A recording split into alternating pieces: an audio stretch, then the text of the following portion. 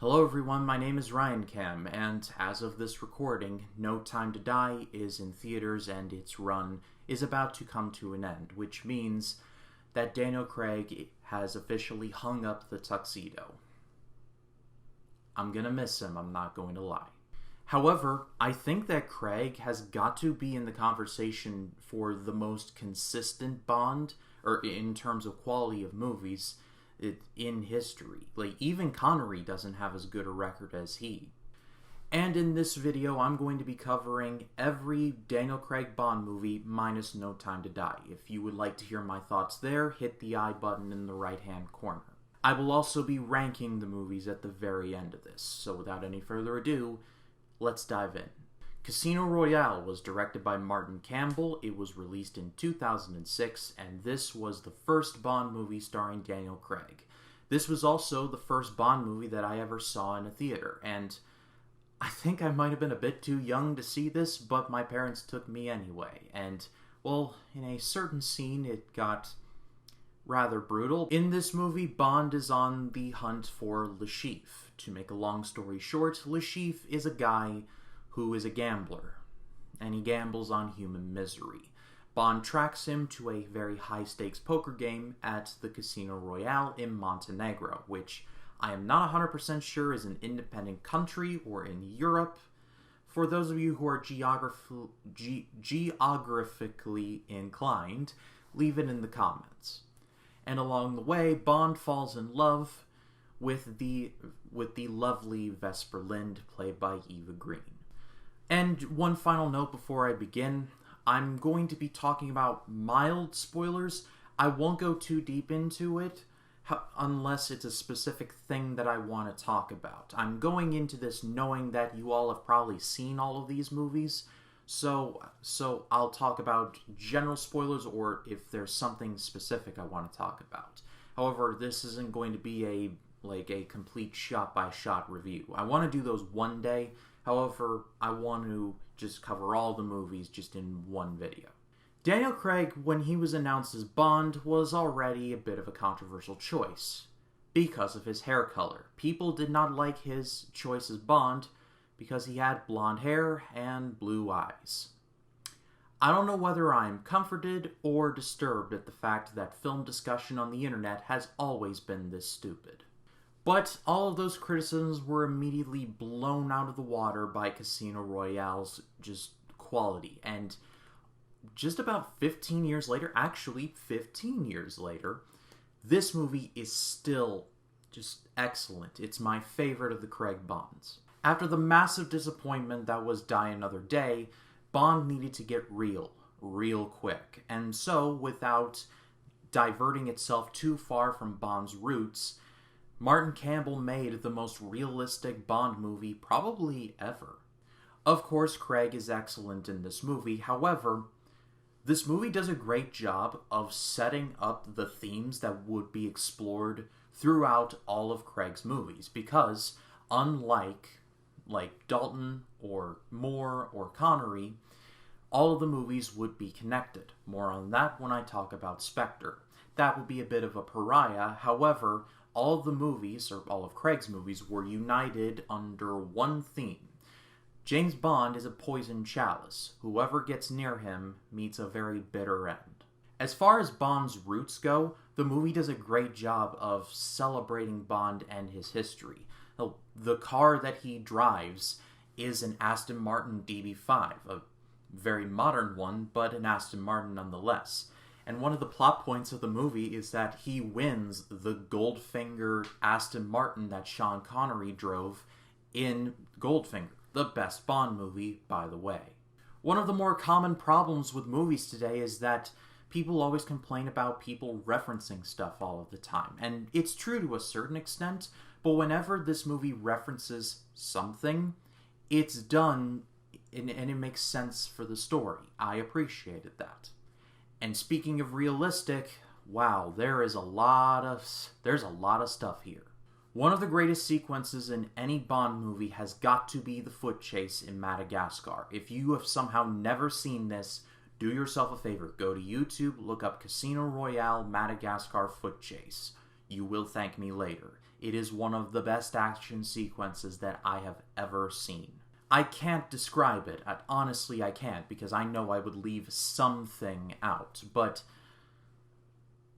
wow, James Bond has some crazy cardio. I've got a long way to go. I will say, though, that my favorite moment in the chase is when Bond and this bomb maker are on this crane, and the bomb maker has a gun. He points it at Bond. He pulls the trigger. It's empty. The bomb maker throws it at Bond. Bond catches it and throws the gun right back. It's great. And I could talk about the action in this movie for hours and hours. I mean, the stuff in Miami, like the whole truck, the gas tanker chase, the car rolling, the Aston Martin rolling, which is, I believe, the longest car roll in movie history. The Venice stuff. Martin Campbell just did an excellent job of not only shooting all of the action, but shooting it all practically. Like, the stunt team honestly deserved a raise. But this movie is not just an action movie. Like I said, the movie sets up themes that would be explored all throughout the rest of Craig's tenure, including No Time to Die. And one of my favorites is the relationship that Bond has with M, played by Judi Dench. Now, in past Bond movies, M is basically just there to give Bond his mission, say, just keep everyone safe, and pip pip cheerio and all of that. No offense to Bernard Lee, he was great. However, the M in the Daniel Craig Bond movies is not only more active, but plays an active role in Bond's tenure as an agent. They have a great dynamic with each other. After the Madagascar fiasco, Bond just casually shows up in M's apartment, and M just kind of lays into him about how he just royally screwed everything up. And she caps it off by saying, "And now these bastards want your head, and I'm seriously considering giving it to them." Then Bond just looks at her and says, "Well, the survivor rates of a 00 are relatively low, so I am a mistake you won't have to deal with for very long." That's a very telling line, but for reasons that I'll explore later. Basically, the relationship between Bond and M in the Craig movies is one of attempted trust. M knows that Bond is pretty much her best guy. Even though they clash on how to do things, she knows in the back of her mind that the thing will get done. And also the whole poison chalice thing, but again, I'll talk more about that later. Also, something that was treated with a great deal of maturity was Bond's love life. In the movie, he falls in love with Vesper Lynd, and you can tell that it's real. Vesper Lynd betrays Bond. To make a long story short, she was in bed with Le Chiffre. Whether deliberately or not is up for debate. However, well, let's just say she kinda screws him over. And, well, basically, after a really nice Venice chase, she ends up dying at the end. Vesper Lynd was the key to this James Bond's happiness, and her death is honestly very brutal. It's not brutal what happens, she ends up drowning, but there have been far worse deaths in the Bond franchise. However, it's more brutal in the long term. After the whole Venice thing, M asks Bond, "Hey, what's the status of the mission?" And then Bond just tells her, "The bitch is dead." He's immediately building up a callus, but it'll never heal. It just never will. And the movie explores, like I said, the poison chalice, but it also shows that Vesper Lynd was so paramount to Bond getting out of the life, and it just never happens. I would be remiss if I moved on from Casino Royale without talking about Mads Mikkelsen as Le Chiffre, because my word, this is the best Bond villain of all time. Le Chiffre not only is so well acted, I mean, it's Mads Mikkelsen, so of course, but I would argue that Le Chiffre is the scariest Bond villain of all time. Think about this. Le Chiffre is a man who gambles, but not only gambles, but gambles on tragedies. It's a bit of a throwaway line, but after a bad thing that happens in Miami, M basically tells Bond that they're after Le Chiffre, and that Le Chiffre was the guy who, well, bet on 9/11. In her exact words, on 9/12, someone got rich. Not only is Le Chiffre scary, but he's also one of the more dastardly villains. He doesn't care about human life. He just cares about the almighty dollar. And so, when he eventually loses the big poker game, it is so incredibly satisfying. And speaking of the poker game, let's talk about that. I feel like that unless you're playing the game itself, poker to watch can be quite boring. However, Martin Campbell does an excellent job of not only filming the poker game, but telling a great story. All the rest of the players at the table are just window dressing, except for Felix Leiter, played by Jeffrey Wright, who is great. It's just a mental game between Bond and Le Chiffre, and it's such a great back and forth between each other. Not only what happens at the table, but away from it also. There's a great scene where after Bond loses all of his money, the money that he is staked, he just sees red and goes to kill Le Chiffre. It's only Felix Leiter who stops him and says, I'll bankroll you. I'm almost out of here, but I will bankroll you. There's the great scene where Bond ends up getting poisoned and has to run out to his car to get the defibrillator, and Vesper has to help him. And then he walks back in and he's like, that last hand, it nearly killed me. And then there's the whole scene in the hotel basement where Le Chiffre and his, I want to say, wife get assaulted by the Mozambique people, who are not happy that Le Chiffre lost all their money. And then Bond actually has to save him, and that whole scene is great. If we're considering poker movies a subgenre, this is the best poker movie ever made. I will be giving ratings for all of these movies, but I do want to move on to Quantum of Solace. However, Casino Royale is absolutely amazing. It just gets better and better the more you think about it. And it's one of those movies that you can either watch it just for a kick-ass action movie, or just to analyze a character study, or just study every frame. It works for both. It's one of the top tier best Bond movies of all time. Quantum of Solace. Oh man, this is a bit hard to talk about because nobody likes this movie. Not even hardcore Bond nerds like myself are kind of like, yeah, that one's not great. But I have a great deal of sympathy for this movie because I think there was more of an attempt to tell a story and try and build upon what was built in Casino Royale. And I just think that positive stuff should be celebrated. There are negatives, more than certainly, and I will touch on that in a second, but I think Quantum of Solace is overhated. Quantum of Solace tells the story of, well, the events after Casino Royale. Bond just goes on mission after mission to try and keep his mind off of Vesper. However, he gets a, well, very personal mission after he goes after Dominic Green, the CEO of Green Planet. He's one of those environmental types who is, well, siphoning off oil to sell on the black market. Yeah, nothing more hypocritical than a green energy type selling off oil. Since you're probably here, for this section at least, to talk about the bad stuff, I'll talk about the stuff I didn't like. Firstly, the action. We went from just excellent action in Casino Royale to just shaky cam nonsense in Quantum of Solace. Seriously, I have seen this movie several times, and whenever I get to the opening car chase, it's just like, oh god, my head. Probably the best action scene is the finale in the hotel, which is really good. However, the rest is just like, find a tripod. Seriously. I'll give you mine. And, well, no offense to Matthew Almeric, who I actually just recently watched in The French Dispatch.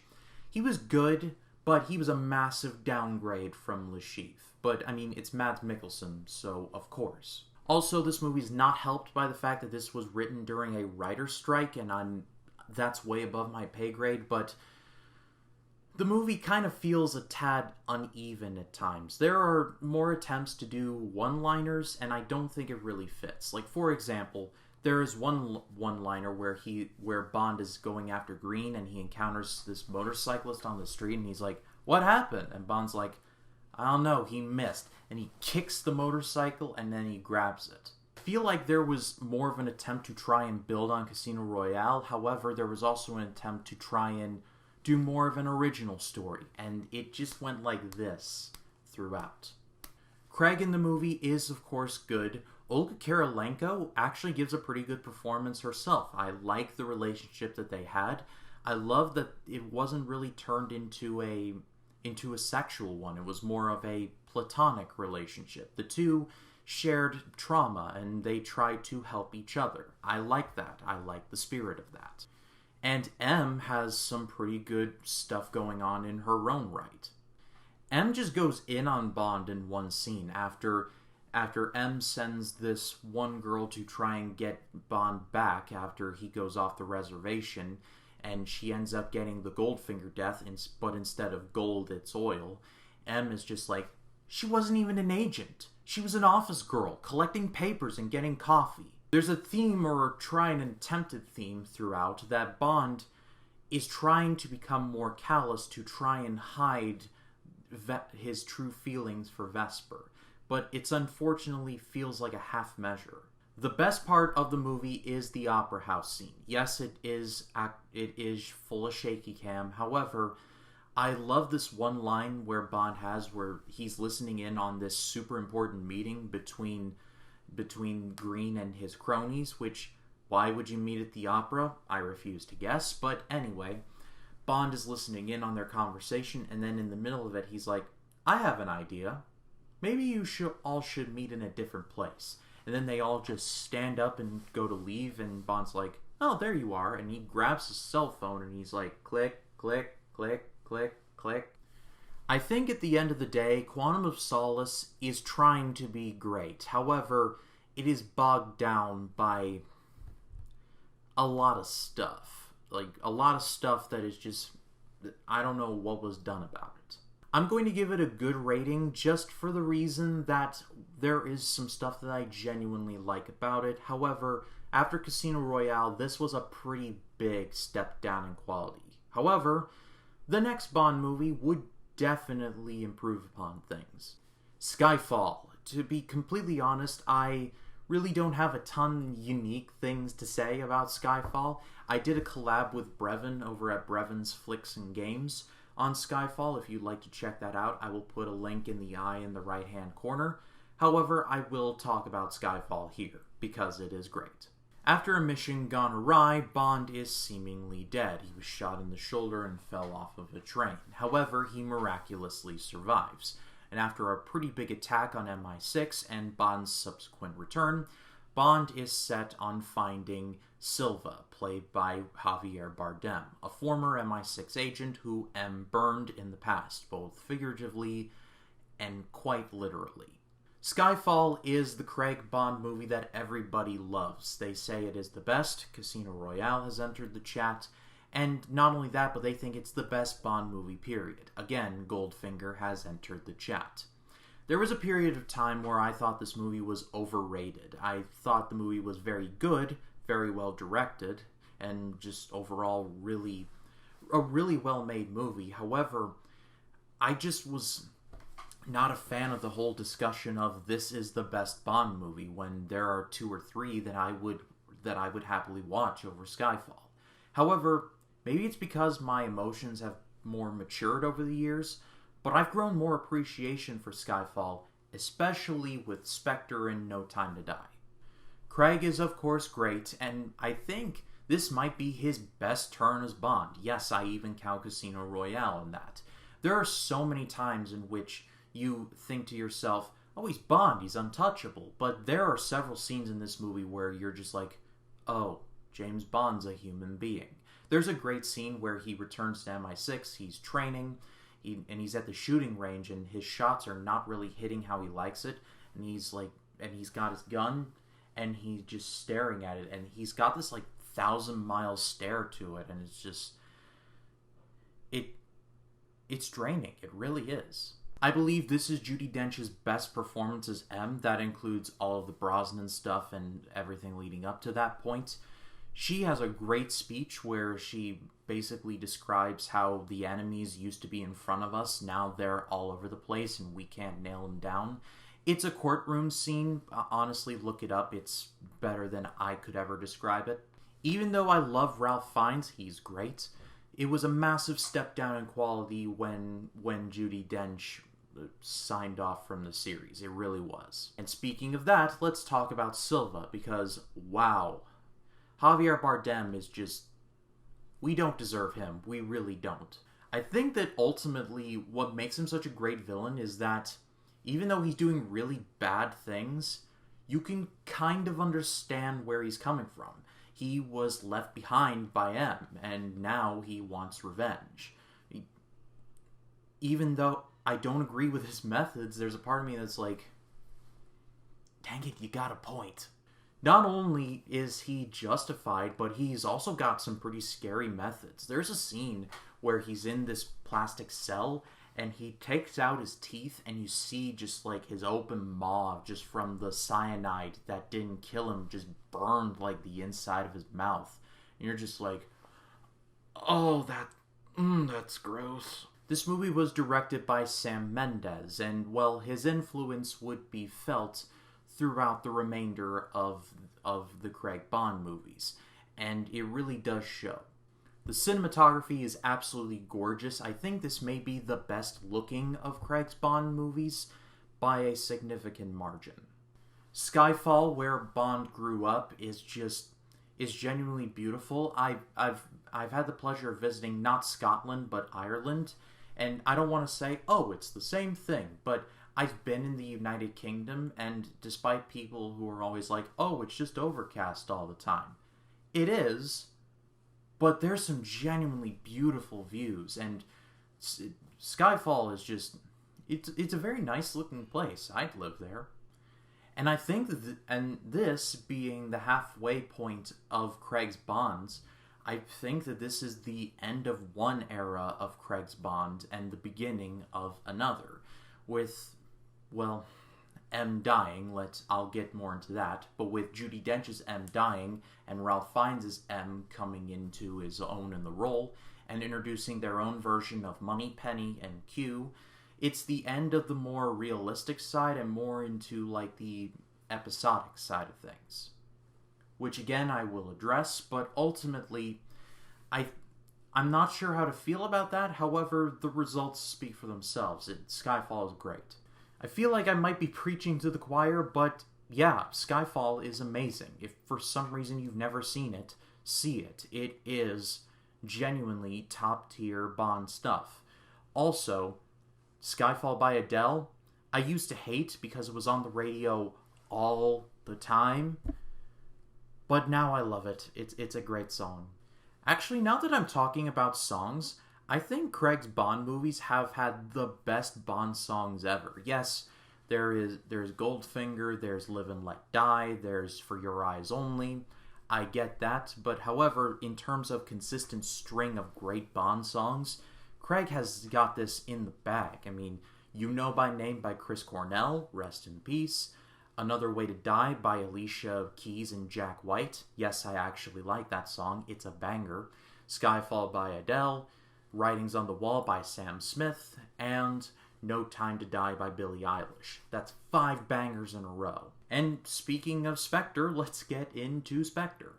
Spectre was directed once again by Sam Mendes, released in 2015, and if I'm going to be completely honest, I think this may be my least favorite of Craig's Bonds, because it tries to do things that I just was not a fan of, but I'll talk more about them in a second.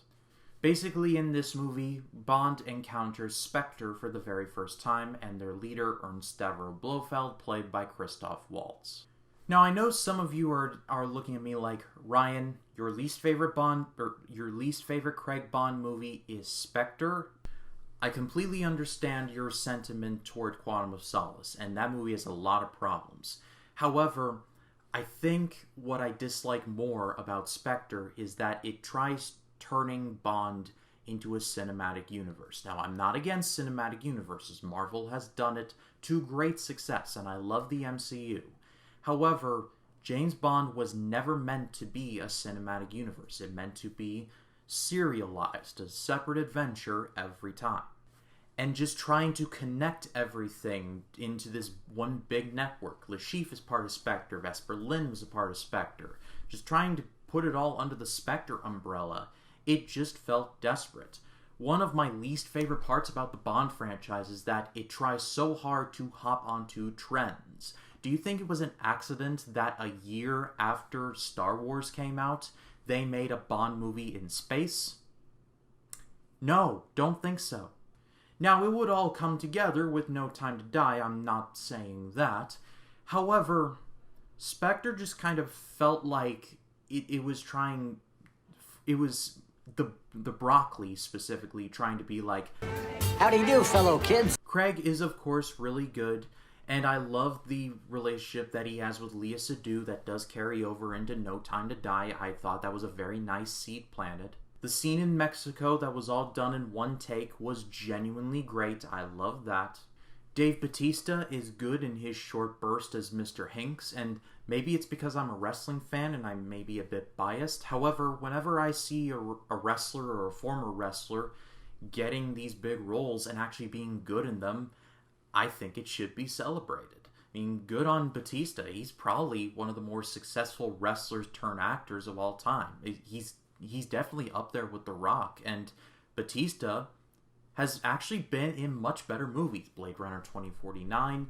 This, I would easily watch Spectre over several Rock projects. Bautista even has the funniest moment of the movie, where after this big fight, he's got this noose around his neck because Bond put him there, and he's like, shit, and then he gets yanked out. And it's like, that is so darkly funny, it's not even funny.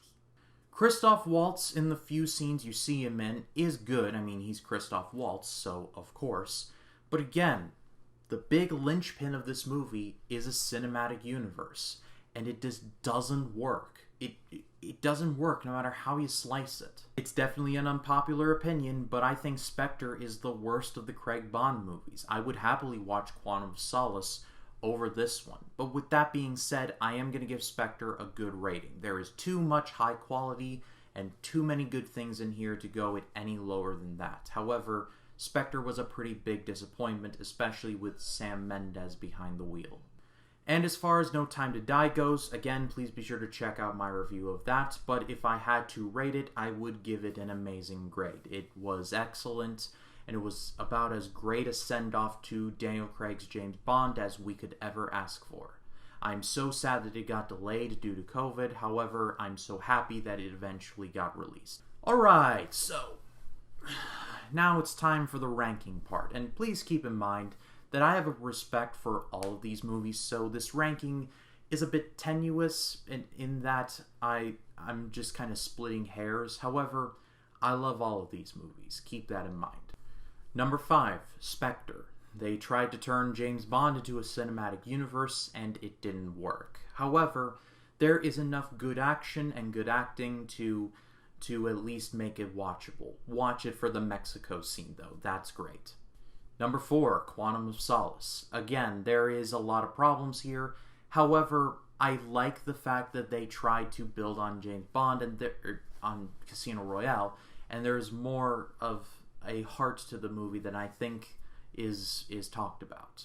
Number 3, No Time to Die. Again, No Time to Die, Skyfall, and Casino Royale are all great movies. They're all amazing. However, it's just a matter of splitting hairs. And No Time to Die is excellent. It's one of my favorite movies of 2021. However, there's stuff in Skyfall and stuff in Casino Royale that I thought were much better. Number 2, Skyfall. Again, I don't really have a ton of unique things to say about it, but it's just excellent. See it if you haven't. And number 1, Casino Royale. I think that this is one of the best Bond movies, period. Easily top 5. And Craig's Bond would never be this great again. So, ranking aside, I recommend that you all check out all of these movies. Yes, even the bottom tier ones.